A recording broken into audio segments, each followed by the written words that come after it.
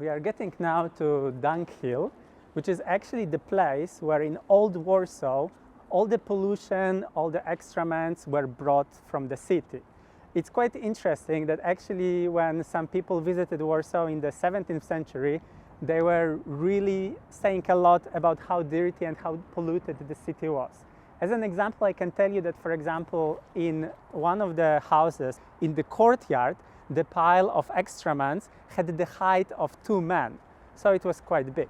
So all of this pollution was brought on this hill, which is right next to the river. The location is actually not the best because we are very close to the royal castle, which means that anytime there was wind blowing from north, all the smell could get directly to the apartments of the king.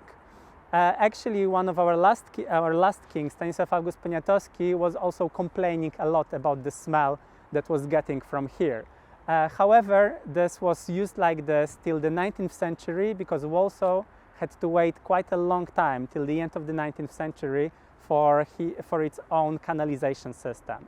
Now, this is a perfect place to see the Vistula River that is passing the city, as well as the other side of the river, which we call generally Praga.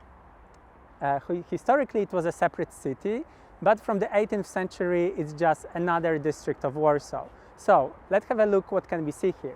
Starting from the right side, on the other side of the river, we can see National Stadium that was built for the European Football Championship in 2012.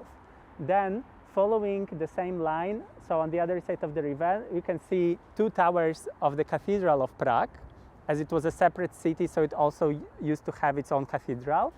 Next, we have a very big green area. That's a park and a zoological garden, one next to another. What is quite unique about the Vistula River here in Warsaw is that only the left side is regulated and the right side of the river, which you can see also from here, is still wild. You don't see many European cities that have such amount of wildlife and wildness along the river right in the center of the city. Where do you want to go next? Do you want to see the market square, or maybe you want to go down this lovely Brzozowa street?